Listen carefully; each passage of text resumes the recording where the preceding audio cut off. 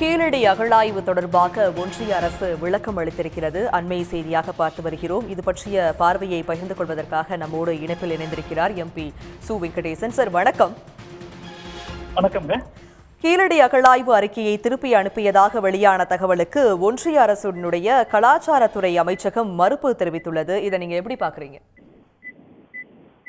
அந்த மறுப்பே ஒரு கேலிக்கூத்தானதாக இருக்குங்க.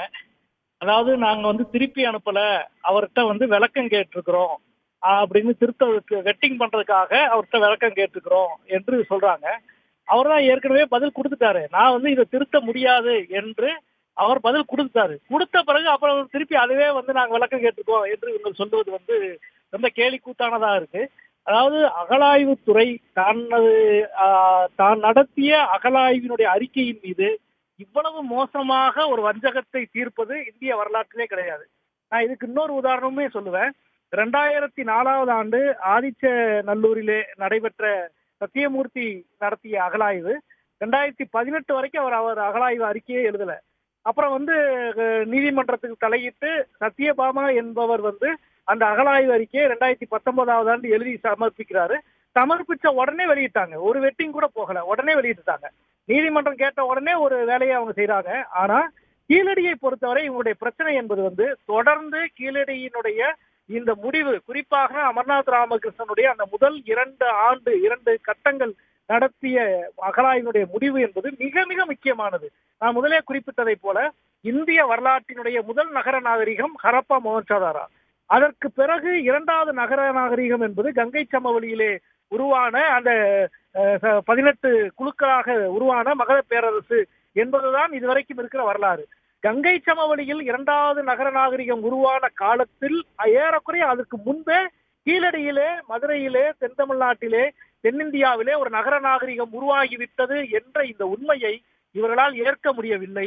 இன்னும் சொல்ல போனால் இவர்கள் சொல்லுகிற வேத பண்பாடுதான் இந்திய பண்பாடு என்பதை தகர்க்கிற உண்மை இந்த உண்மை. எனவே தான் இந்த உண்மைக்கு எதிராக தொடர்ந்து இயங்குகிறது. மத்திய அரசு, ஒன்றிய அரசு தன்னுடைய துறை நடத்திய ஆய்வுக்கு எதிராக இவ்வளவு மோசமாக இயங்கிய வரலாறு இதற்கு முன்பு கிடையாது. எனவே தான் வெறும் திருத்தம் மட்டுமல்ல, அகழாய்வு பிரிவினுடைய தலைவர் ஒரு அறிக்கை கொடுக்கிறார். அதன் மீது 2 முறை இவர்கள் கேட்டு அவர் விளக்கம் கொடுத்து சின்ன சின்ன திருத்தங்களை எல்லாம் செய்துதான் கொடுத்திருக்காரு. அதற்கு பிறகும் இவர்கள் வெளியிடாதது என்பது நீங்க பாத்தீங்கன்னா, அவர் 2023 ஆண்டு ஜனவரி மாதமே அறிக்கையை கொடுத்துட்டாரு.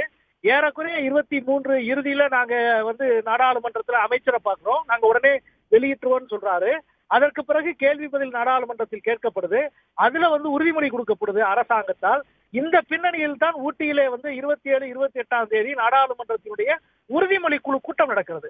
அந்த கூட்டத்தில் பதில் சொல்லுவதற்கு தொல்லியல் துறையிடம் வேற எந்த ஒரு காரணமும் கிடையாது. எனவே அந்த கூட்டத்தில் பதில் சொல்லியே ஆக வேண்டுமே என்பதற்காக நாங்கள் திருப்பி திருத்தம் கேட்டிருக்கிறோம் என்று திருத்தத்துக்கு அழைத்திருக்கிறார்கள். 2.5 ஆண்டுகள் இந்த அறிக்கையை வைத்துக் கொண்டு இவர்கள் என்ன செய்தார்கள் என்ற கேள்வி இருக்கிறது. இது இந்த 2.5 ஆண்டு சம்பந்தப்பட்ட கேள்வி மட்டுமல்ல, கடந்த 10 ஆண்டுகளாக கீழடி குறித்து ஒன்றிய அரசு எடுத்த எல்லா நிலைப்பாடும் ஒன்று போல இருக்கிறது. அதை கீழடியை மூடுவது, அறிக்கையை எழுத விடாமல் செய்வது, எழுதினால் அதை பதிப்பிக்க விடாமல் செய்வது, வெளியிட விடாமல் செய்வது, நாடாளுமன்றத்தின் மூலம் வெளியிடுவதற்கு நடவடிக்கை எடுத்தால் அதையும் தடுத்து நிறுத்துவது என்பதுதான் இப்பொழுதும் தொல்லியல் துறை வெளியிட்டிருக்கிற இந்த அறிக்கை என்பது கேலிக்கூத்தாக இருக்கிறது. அமர்நாத் ராமகிருஷ்ணன் இதில் நாம் திருத்த முடியாது என்று எழுத்துப்பூர்வமாகவே பதில் கொடுத்த பிறகு நாங்கள் திருத்தம் கேட்டிருக்கிறோம் என்று அவர்கள் பதில் சொல்வது என்பது மிக கேலிக்கூத்தான ஒன்றாக நான் நினைக்கிறேன். உடனுக்குடன் செய்திகளை தெரிந்து கொள்ள சன் நியூஸ் பெல் ஐகானை கிளிக் பண்ணுங்க.